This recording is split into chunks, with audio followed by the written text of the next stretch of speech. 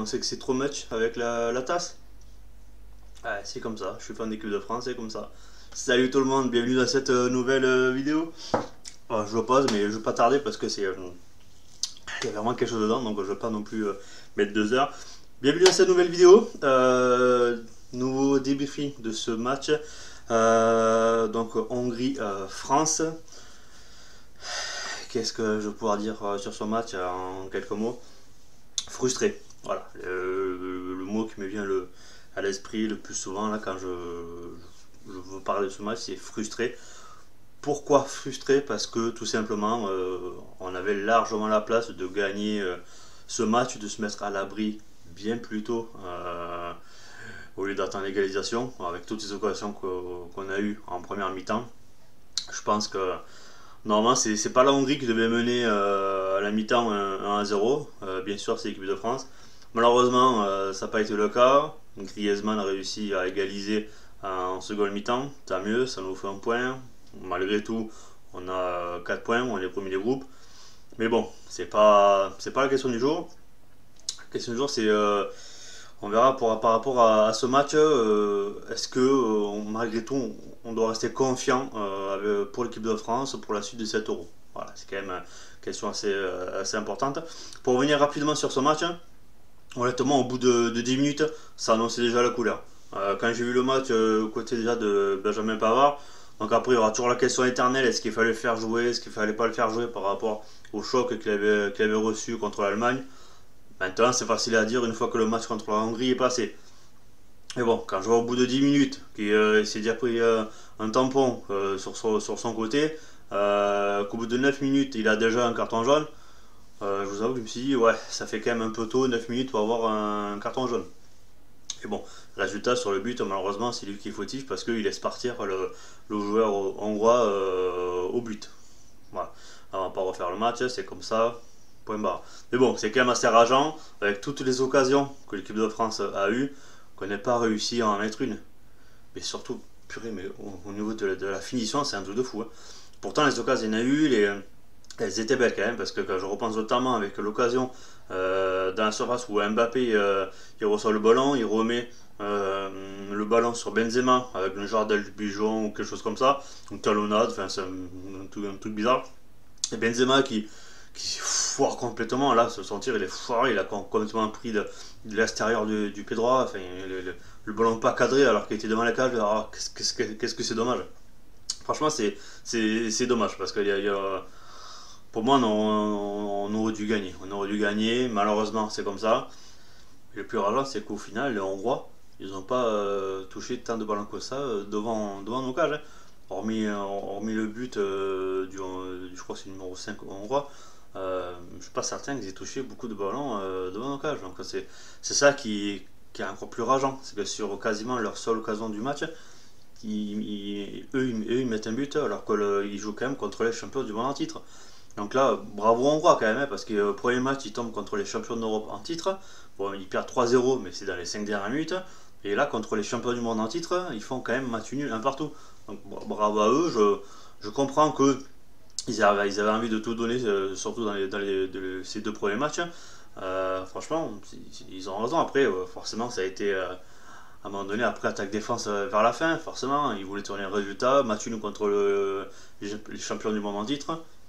Ça peut se comprendre. Maintenant, c'était à l'équipe de France de faire le nécessaire déjà en première période pour se mettre à l'abri.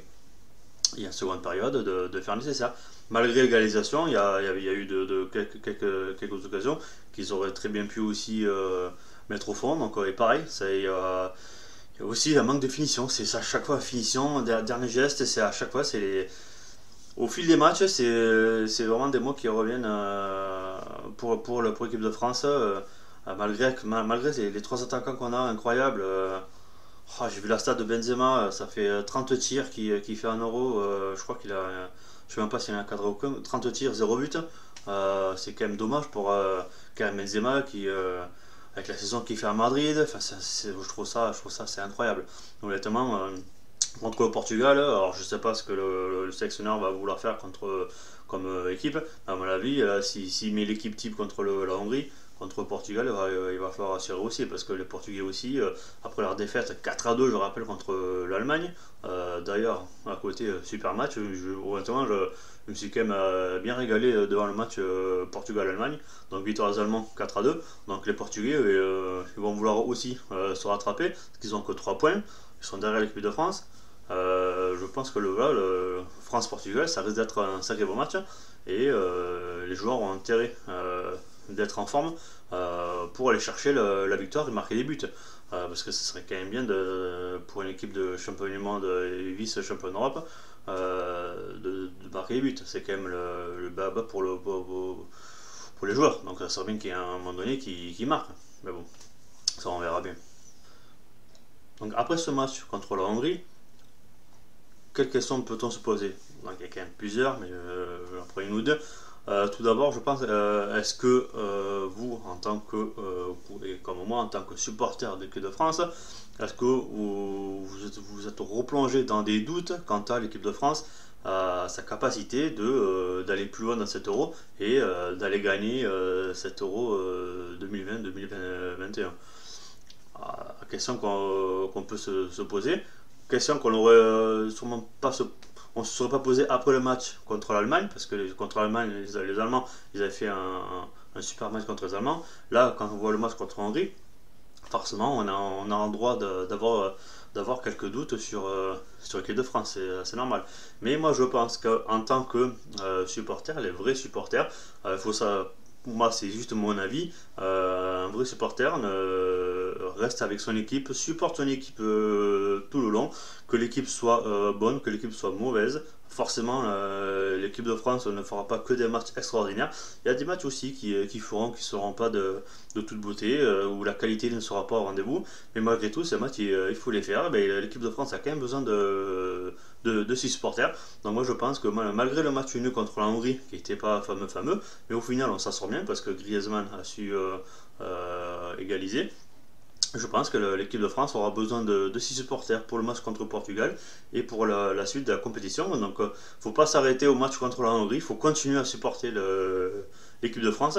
Et j'espère que contre le Portugal, l'équipe de France va nous montrer un autre visage que celui contre la Hongrie.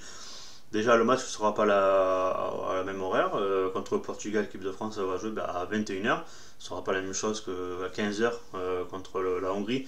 Et je crois qu'il faisait entre 32 et 34 degrés à ce moment-là. Ça peut avoir son importance pour l'équipe de France, même si honnêtement, 15h, l'équipe de France, il y a une majorité des joueurs de l'équipe de France qui a l'habitude dans leur championnat de jouer à cette heure-là. Donc je ne pensais pas que ça allait être aussi dur pour l'équipe de France, mais bon. Après, c'est comme ça. À eux de nous montrer qu'ils sont capables d'aller plus loin dans cette compétition et de la remporter. Concernant cette deuxième journée de l'Euro, alors les équipes qui pour moi, bon, pas impressionnées, mais qui sont sorties un peu de l'eau, je retrouve encore l'Italie. À l'heure où je tourne cette vidéo, l'Italie a déjà joué son troisième match, qu'ils ont gagné 1-0 contre le Pays de Galles. Donc ça leur fait 3 victoires en 3 matchs. Je crois que c'est 0 but encaissé. Et si j'ai vu la bonne stat, le sélectionneur Roberto Mancini a fait jouer l'intégralité des joueurs de l'Italie, y compris Salvatore Sirigu, le gardien remplaçant, l'ancien gardien du Paris Saint-Germain, qui est entré en fin de match contre le Pays de Galles. Donc je trouve que c'est quand même pas mal que tous les joueurs puissent participer dès le premier tour à cette compétition. Donc l'Italie qui a gagné ces 3 matchs. On va faire attention, voilà, ils sont présents, donc je pense qu'il faudra faire attention à cette équipe italienne. La Belgique, même s'ils ont gagné 2-1, je m'attendais à ce qu'ils contre le Danemark, qu'ils ne soient pas aussi inquiétés que ça par les Danois. Ils réussissent à gagner le match 2-1, tant mieux, mais que ce fut dur. Heureusement qu'il y avait Kevin De Bruyne qui revient de blessure, qui leur a sauvé la mise, tant mieux pour eux. Ensuite, les Pays-Bas. Le premier tour, j'avais déjà dit les Pays-Bas, malgré la courte victoire contre les Ukrainiens 3-2 en fin de match. Là, ils gagnent 2-0 contre l'Autriche, je crois, si je ne me trompe pas.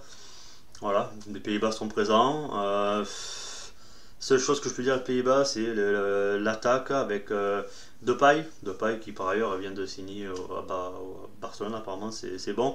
Hormis Depay, ça reste un peu pauvre devant, donc il faut espérer que Depay se blesse pas. Parce que si Depay se blesse, en attaque, les Pays-Bas, je sais pas trop ce que ça va donner. Bon, pour l'instant ça tient, ça marche.